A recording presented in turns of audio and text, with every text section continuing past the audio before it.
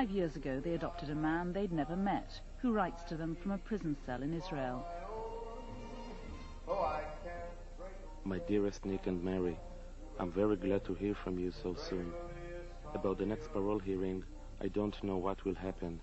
We've passed a long time in a very bad, cruel condition. We will see what the U.S. is going to do with Iraq, if they'll go to war. The man they adopted is Mordecai Vanunu, jailed as a traitor. He spent 11 years in solitary confinement. He was buried alive. He was shut up in a 6-by-9-foot cell.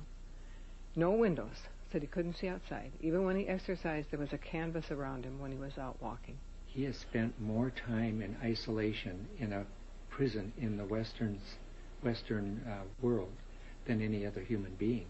It was that bad. His condition was that bad. And that's what really moved us to adopt him. How can a country treat a human being that way? Vanunu moved to Israel as a child with his family from Morocco. He served in the Israeli army, studied philosophy, and found work at Dimona. This mysterious complex in the Negev desert employed thousands of people, all sworn to secrecy. For years, Israel called it a textile factory, never admitting its true purpose, making plutonium for bombs. Vanunu's dissent over government policies was noted. He was given a warning and decided to leave. But not without the evidence which would change history.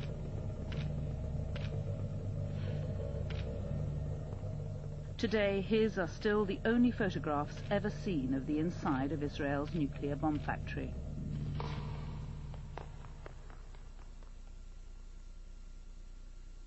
It's 16 years since Sunday Times journalist Peter Hougham heard rumors that an Israeli whistleblower was offering proof of what the world had long suspected. Here was someone who'd said he'd worked right inside the plutonium separation plant, helping to fabricate atomic weapons, who had taken photographs of the machinery, and who had lots of information about how much material was being processed and so on, and therefore he was potentially going to be able to provide incontrovertible evidence that Israel had a very advanced program. Hougham flew to meet Vanunu, who is now a Christian living in Australia. He was brought to England.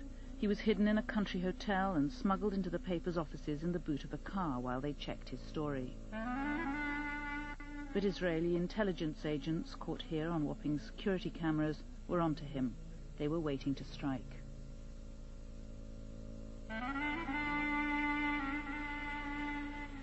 It took weeks for the Sunday Times to go to press with their scoop.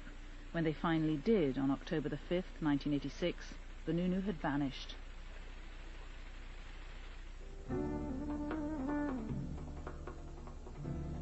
He'd met an American woman in Leicester Square who seemed to like him. He was vulnerable and afraid. When she suggested he'd be safer with her in Rome, he fell for it. It was a classic honey trap.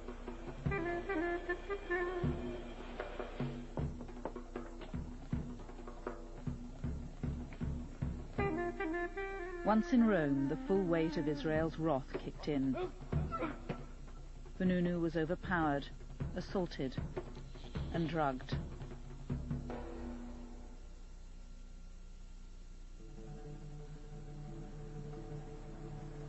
He'd been kidnapped and smuggled back to Israel by boat, unconscious. For weeks no one knew where he was.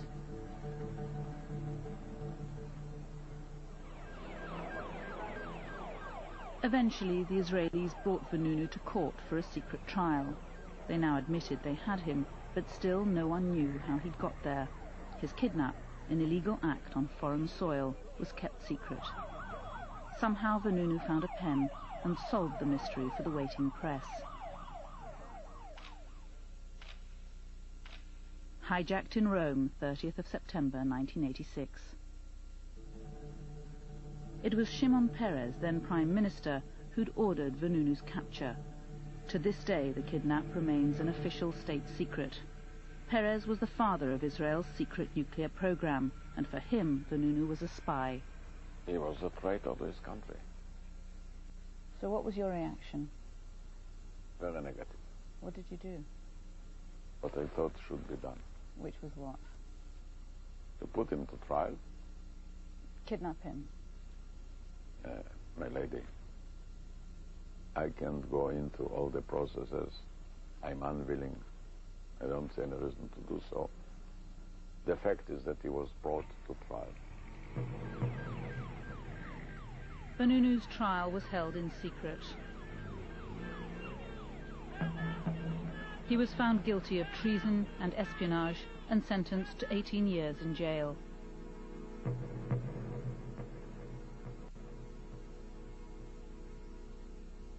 Vanunu was treated this way out of revenge, out of a way to deter others, and because actually he's the person who broke the taboo of the secrecy in the Israel society, a very strong and influencing taboo in a very closed society, more like a tribe.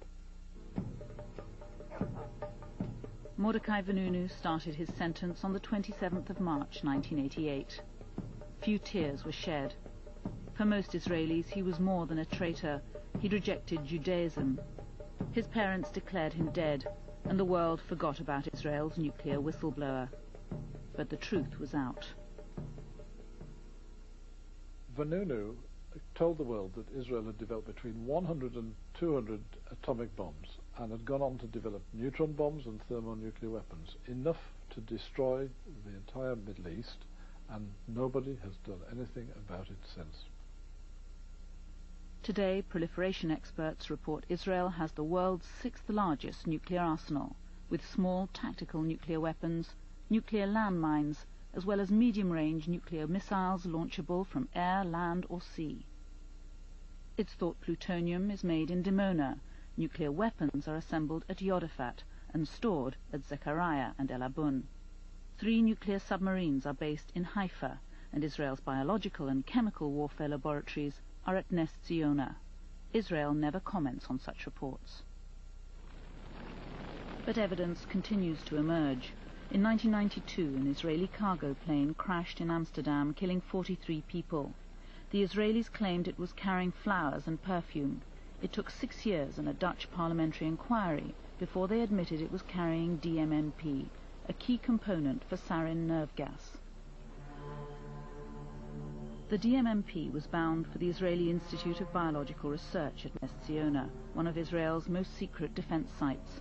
It's subject to no international inspection, and reporting of its activities in Israel is prevented by strict military censorship.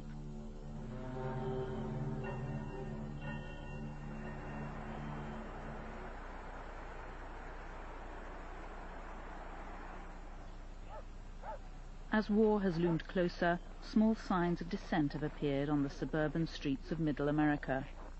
Nick and Mary Eloff have been peace campaigners since the Vietnam War and the draft. The definition of a conscientious objector is someone who sincerely objects to participation in all forms of war. There are 2 words that are extremely important in that definition: sincere and all. Fear that the draft may return has led a new generation to the local church hall to hear how, if they're called up to fight, they can claim their right to say no. For the Eloffs, Mordecai Vanunu is the ultimate conscientious objector. When they first visited him in 1997, it was his 11th year in solitary confinement. And we waited, and they brought him in, and he looked like an old man. I didn't anticipate that. And he came up to us, and he put his fingers through the bars, through the cage, because it was a steel cage. And we were crying. We felt so awful to see him like this. Vanunu writes regularly. It's the only communication he's allowed with the outside world. But his letters take months to arrive, and they're always censored. Oh, and he says, don't feel so bad. We can bear another year. What courage. The early letters that we got were totally cut out. I mean, you could pick it up. This isn't even an example because they were cut out more than that. More than this. They use a highlighter, and then they bring it to Mordecai, and he has to cut out the things that they've highlighted. And one time, he said they weren't paying attention, and so he just put the pieces in the envelope. We got them because we said, we got the pieces, we got the cutouts. And they're really not even significant. I think it's control, total control.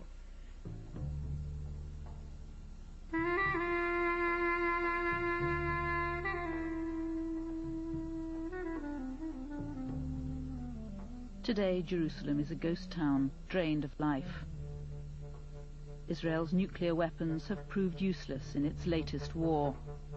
The suicide bombers have frightened the tourists away. The economy's collapsed.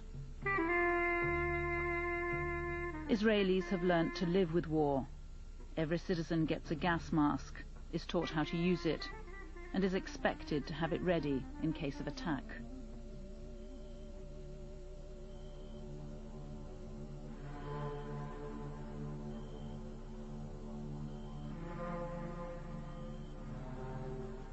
Nuclear weapons are seen as a justifiable deterrent by most Israelis who feel besieged by enemies. 40 years ago, Uzi Evan, then a young scientist at Dimona, was in at the start of Israel's bomb. We were a very small country. We were surrounded by much, much larger, more populous states on borders that are almost impossible to defend. And the Holocaust was very much in our memory at that time. And we all realized that we have to do something to prevent the same scenario from happening again. So we were a young crew, most of us were very young, very enthusiastic, working on something we believed is essential for our existence here, like building the final insurance policy that we will not be attacked or terminated. It was the young Shimon Peres back in the 50s who negotiated a secret deal with the French to buy a nuclear weapons reactor like theirs. But while Dimona was going up, intelligence reports reached Washington that Israel was building an atom bomb. Despite claims that Dimona was for peaceful